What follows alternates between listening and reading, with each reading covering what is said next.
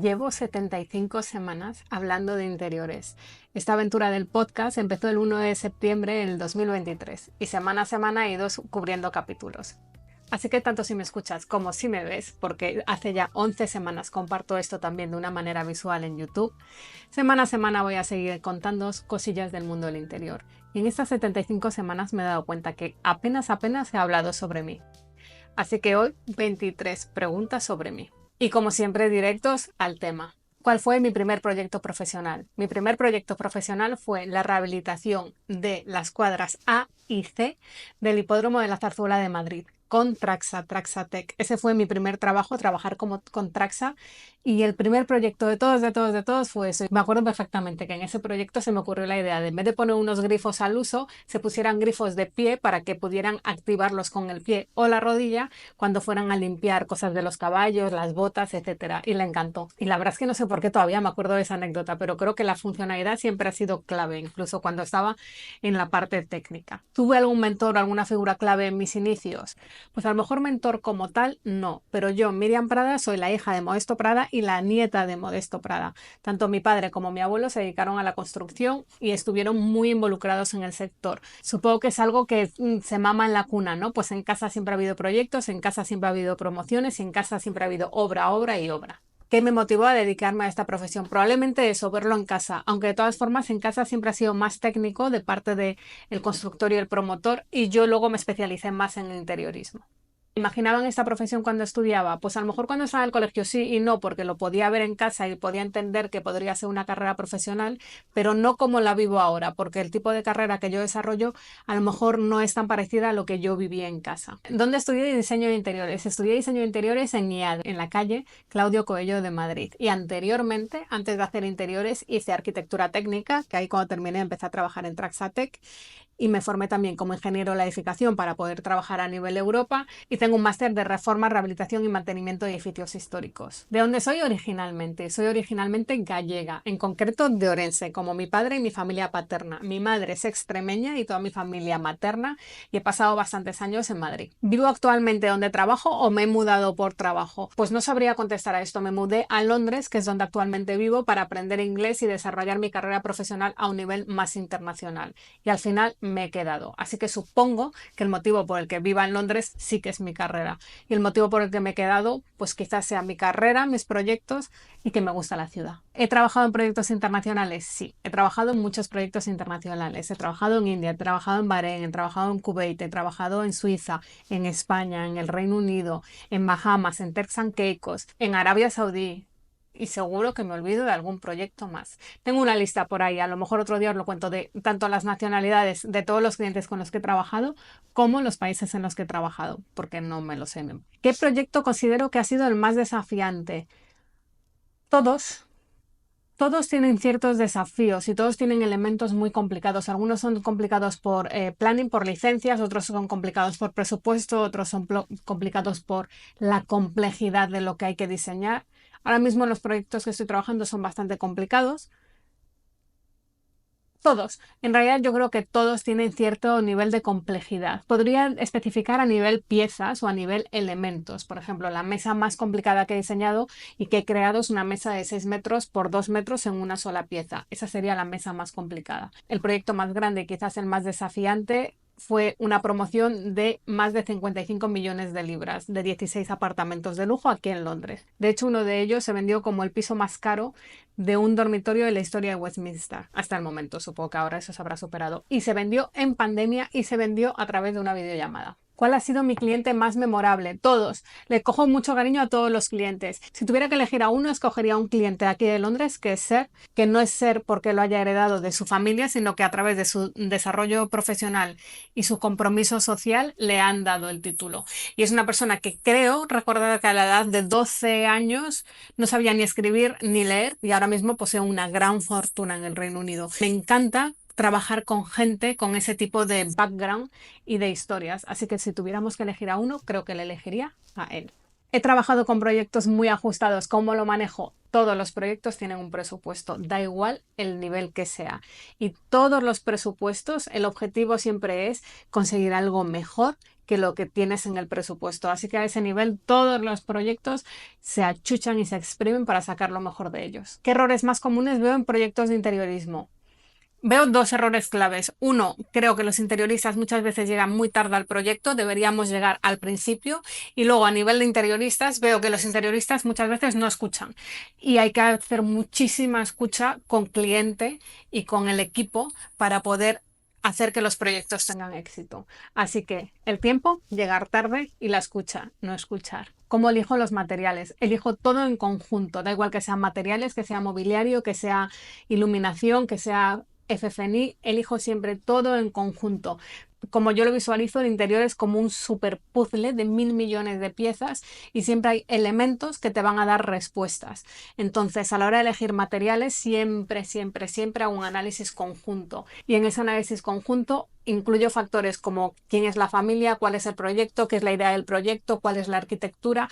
Todo influye en la decisión de materiales y de todos los elementos. ¿Qué herramientas o softwares uso para diseñar? Uso el boli y el papel, mucho. Uso el boli y el papel en formato digital también porque uso muchísimo el iPad. Y luego a nivel de software, lo que más uso es el paquete de Adobe, InDesign, Photoshop, todo eso. Y luego es un poco peculiar porque creo que los interioristas normalmente no trabajan en 3D y no trabajan en BIM. Yo sí, trabajo con ArchiCAD. En el mercado están ArchiCAD y Revit. Yo trabajo con ArchiCAD y todos mis proyectos el 99% están diseñados y creados en 3D y todos ellos se genera un modelo de BIM que es con el que trabajo, que empieza a ser cada vez más común en el mundo de la arquitectura y la ingeniería y me parece que no lo es tanto en el diseño y la verdad es que yo tengo mucha suerte desde hace muchos años que trabajo en BIM. ¿Cómo equilibrio estética y funcionalidad? No lo equilibrio, la funcionalidad siempre era la estética. Al final cuando tienes que cumplir una función hay que entender cómo se cumple esa función de una manera estética o qué puedo hacer de ese encuentro algo que sea funcional y estético. Y aplica absolutamente a todos, a baños, a materiales, a encuentros, absolutamente a todo. El otro día hablando con unos clientes les explicaba, aquí voy a poner polisplasta como estuco, aquí vamos a tener un encuentro que empieza piedra para darnos la transición a este otro espacio que va a ser papel pintado. Al final, la funcionalidad determina el diseño. ¿Cómo definiría mi estilo personal? No tengo estilo personal.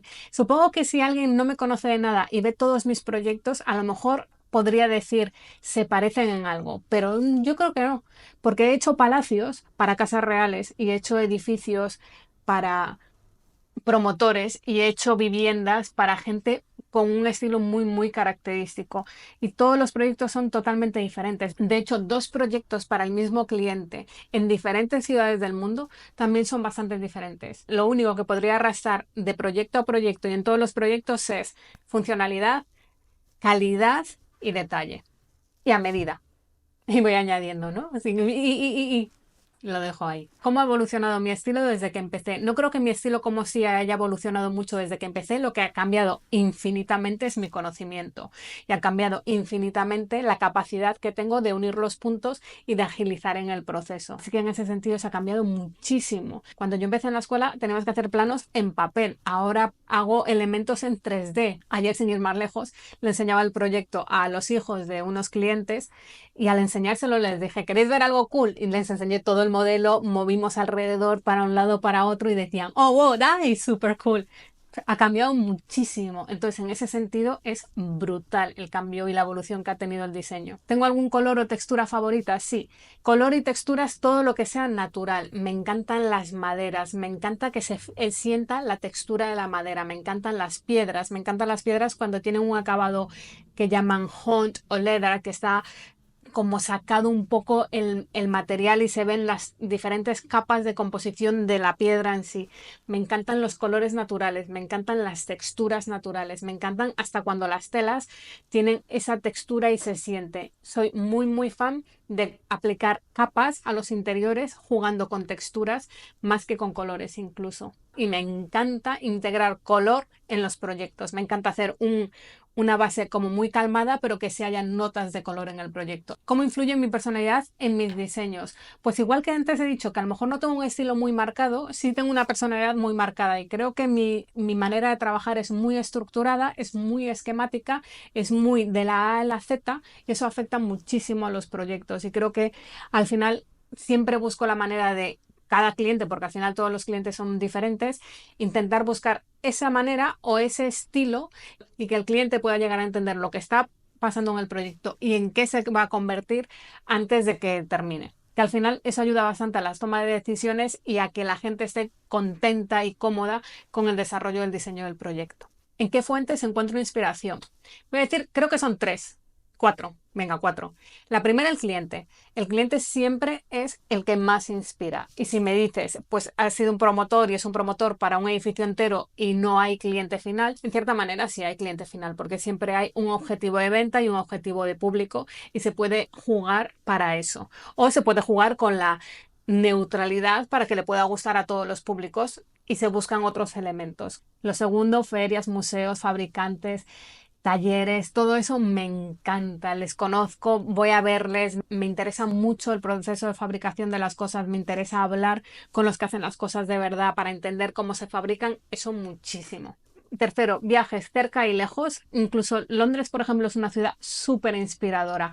Cualquier lugar al que vas siempre hay colores, siempre hay texturas, siempre hay elementos que se pueden integrar en el diseño y por supuesto la naturaleza, porque la parte orgánica, la parte de texturas, la parte de colores siempre es súper inspirador y absorber elementos que ya existen, gamas de colores que ya existen, transformar esa naturaleza en el interior es maravilloso. Hay una mesa de Mathieu Lenoir, creo que se llama, que es francés, que es una transformación de la naturaleza del mar en una mesa que es increíble. Todas esas transformaciones de la naturaleza al interior me encantan y me inspiran muchísimo y pienso, ojalá lo hubiera diseñado yo. ¿Me resulta difícil desconectar del trabajo? Pues sí y no. Creo que los creativos y los diseñadores siempre estamos trabajando y siempre estamos en cierta manera conectados y siempre vienen ideas en el medio de la nada que sean aplicables al proyecto, pero también tengo muchísima facilidad para estar tomando el sol o estar haciendo yoga y darle al botón de desconectar y pensar, eso lo haré después. ¿Qué le diría a alguien que quiere empezar en este mundo? Que hagas tu carrera. Todas las carreras son totalmente diferentes.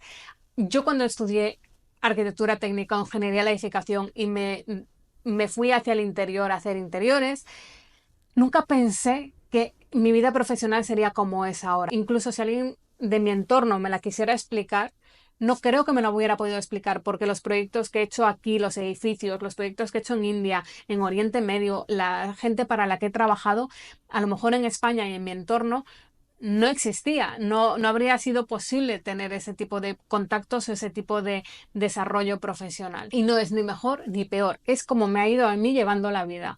Otra persona a lo mejor se ha desarrollado haciendo tiendas y ha tenido una carrera profesional maravillosa, haciendo interiores de tiendas o haciendo escaparates. Aquí en Inglaterra está Harrods, está Harvey Nichols, está Selfridges y es un mundo absolutamente maravilloso. Y es diferente y los dos somos interioristas y no tiene absolutamente nada que ver. Así que a lo mejor diría, deja que te lleve, porque si yo me hubiera como centrado mucho en quiero hacer esto o lo que a mí me habían dicho en IADE o los proyectos que yo pensaba que eran, me habría limitado bastante y no habría tenido ese boom y ese crecimiento a nivel profesional que he podido tener en Inglaterra. Y la última que sueño lograr en mi carrera como interiorista. Tengo muchísimos sueños y muchísimos objetivos. Normalmente no cuento las cosas para que no se gafen, pero sí tengo varios objetivos a nivel profesional de diseños, elementos y clientes que quiero tener. Tengo objetivos a nivel de formación y de enseñar. Esto, por ejemplo, es un sueño que ya estoy logrando, el poder contar todas las semanas, sentarme y hablarlo. A nivel formativo, tengo una gran lista. Quiero tener mi columna en una revista, quiero dar charlas en muchos sitios. Tengo muchas opciones. Y luego a nivel producto también tengo sueños que también estoy cumpliendo y poco a poco os iré enseñando. Así que muchos sueños y mucha cautela. Prefiero siempre contar las cosas a toro pasado.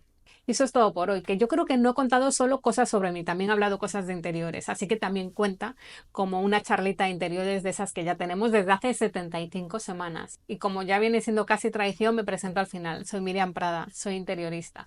Vivo en Londres y todas las semanas os cuento cosillas del mundo del interior. Hoy episodio 75 de podcast, de YouTube es el 11. Así que tanto a los que solo me escuchan como a los que me escucháis y me veis, muchísimas gracias por pasaros por aquí. El otro día estaba leyendo lo difícil que es prestar atención, lo difícil que es que alguien le dé al play y pase un rato contigo. Pues jolín, algunos de vosotros pasáis un ratito conmigo. Así que muchísimas gracias por pasar por aquí y hasta la próxima semana.